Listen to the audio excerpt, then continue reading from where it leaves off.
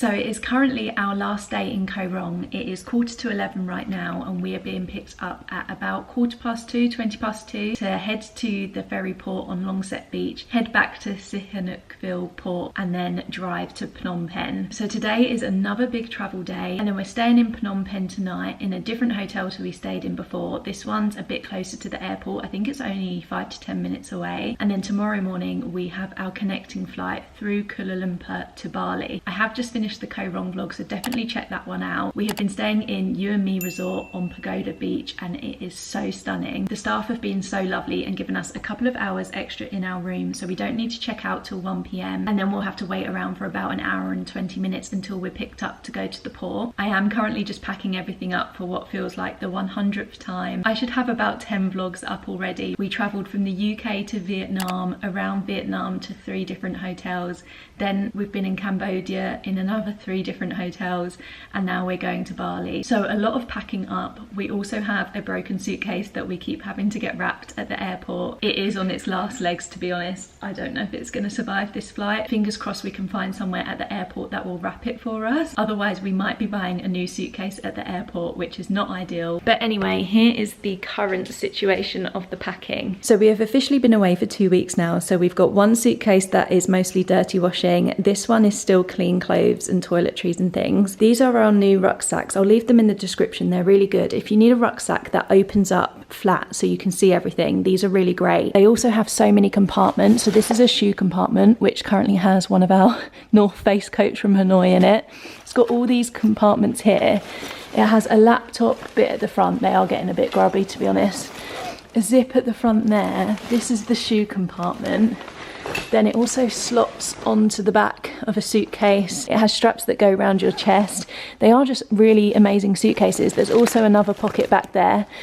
Great for if you need to open everything out, but not great if you watch my vlog where we travelled from Ho Chi Minh City to Siem Reap, from Vietnam to Cambodia, and thought we lost our passports. I had to empty every single pocket from both of these out, thinking the passports were in there, and the whole time the check-in desk had them. So these were completely emptied out across the airport floor, which was very embarrassing, but you'll have to watch that vlog to hear what happened there. I don't know when I did the room tour in the last vlog if it gave real perspective of how big this room actually is. So behind me is the bed area. Then down here is the luggage that I've just shown. All of this is windows, but I have got them closed.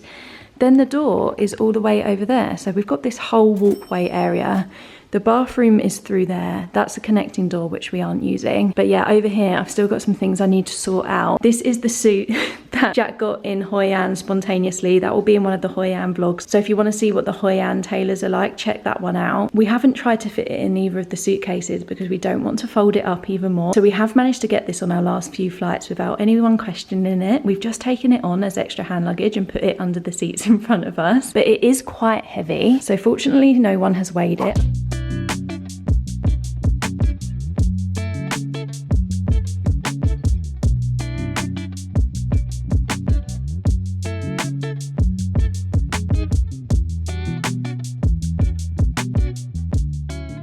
We've made it into the taxi, which is just a pickup truck. Nearly had 23 kilos of luggage just fall on my head as we pulled away, but apart from that, my laptop's in there. That could also fall out. Everything's falling on us, but at least we're safe.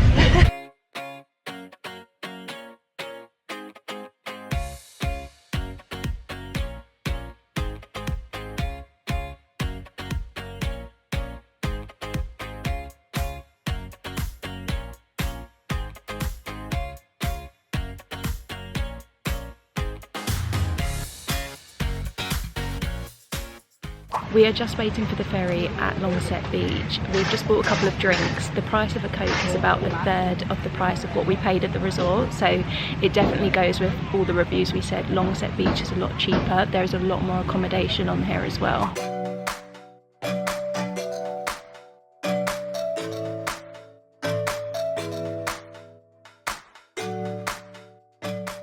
We are on the ferry, a much more modern ferry than what we got on the way here. This one has leather seats and air conditioning, so it's so much better. It's really empty, so Jack's sitting behind me there. It's about 35 minutes late because it tried to pull into the port and there was a yacht there that was refusing to move.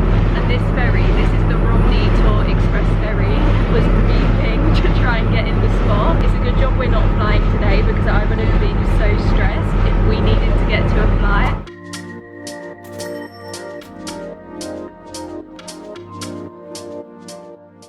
we're just over halfway to Phnom Penh. It's 6:45 now, so it's getting late. We've just stopped off so the guy can go to the toilet. Jack needs to go to the toilet as well, but he's left the car unlocked and I don't want to leave all of our stuff in here, so I'm staying here, but Jack doesn't want to leave me in here, so we're both just waiting here with the car. I have just double checked and the hotel we are going to is by the airport, but that means there's not loads of restaurants around it, so we might just have to order food when we get there.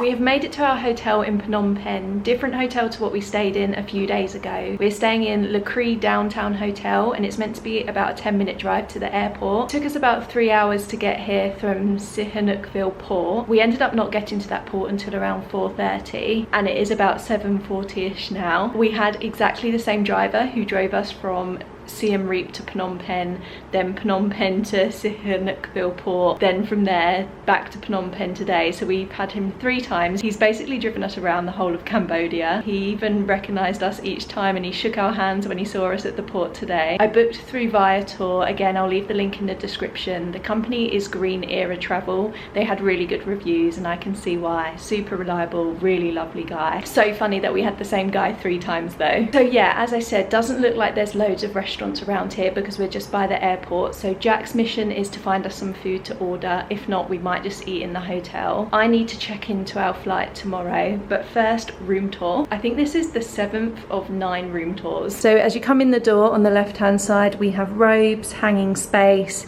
safe down there, just some glasses, and I think there's some toiletries there. Slippers down there. Through here is the bathroom. We've got mirror. I've still got my glasses on my head and it's pitch black outside. Sink, toilet, then we've got nice shower area there and towels on the wall. And then as you come around here, we've got Jack on the bed ordering us some food, suitcases I've just put here. We've got desk area, tea coffee station, TV on the wall, just a chair and a mirror over here. I'm not sure what's through these curtains. Is there anything? Can we see the airport? Don't think we can see the airport. Just some buildings out there. So Jack's ordered us KFC. He's also just popped to the gym to check it out, but I think the food should be here soon. I have just finished checking into the flight. We do need visas for Bali like we did for Cambodia. I had sorted them back when we were in the UK. We didn't need them for Vietnam, but I think I said that in a previous vlog. But I do think I have been ripped off. We have a connecting flight through Kuala Lumpur, so we fly from Phnom Penh to Kuala Lumpur, then Kuala Lumpur to Bali. Only one of the flights we had seats together, even though I pre-selected them for both flights back when I booked them back in December. So I'm really confused, but I did just have to pay £10 per person, or around about £10 per person. It was in Cambodian money, to have seats next to each other because they were like completely separate. I did just pay for it because I was midway through checking in, but I am going to check back through my emails because I definitely did pay to have seats next to each other when I booked them because I just wanted it all sorted back then. But yeah, we were going to be sitting on completely opposite sides of the plane, which to be honest, it was the short part of the flight, so it actually doesn't matter. So I have just paid £20 for us to sit next to each other and probably not talk to each other, but that is just a thing we do. So 3rd of December, I got one email saying seat selection successful, Phnom Penh to Kuala Lumpur, seat number 14F, and then another email saying seat selection failed. So the seat selection worked for me but didn't work for Jack. Unfortunately, some of the seats you selected could not be confirmed successfully. Any refund you may be owed will be sent to your account of payment. Oh,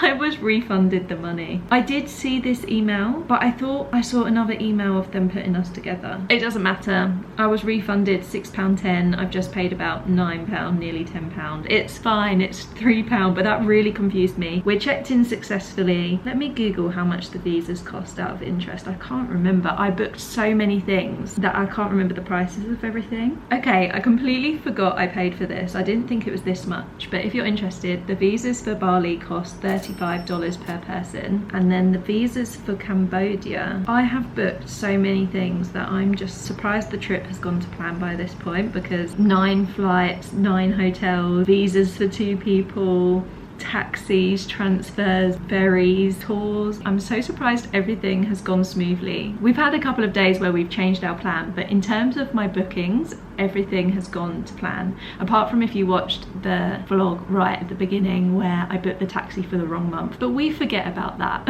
Okay, I've looked at my Revolut card. I paid $36 per person for the visas for Cambodia as well. So about the same as Bali, but yeah, if you want to travel cheaply, I guess go to Vietnam. Tonight's dinner from KFC, Jack ordered this on Grab, which is actually very good. It's just like Uber Eats back home, but Grab Eats equivalent. So I'm going to end this vlog here, and that is also the end of the Cambodia vlogs. So we've done a week in Vietnam, near on a week in Cambodia, and now we have our last week in Bali. We're starting in Ubud, we're then going to Uluwatu, we're also doing a day trip to Nusa Penida Island, so lots of exciting vlogs coming. If you haven't already checked out my Vietnam vlogs, I will link them in the description. But yeah, if you enjoyed this video, please subscribe, please like, please leave a comment in the description of where you're from, because I love finding out who's watching.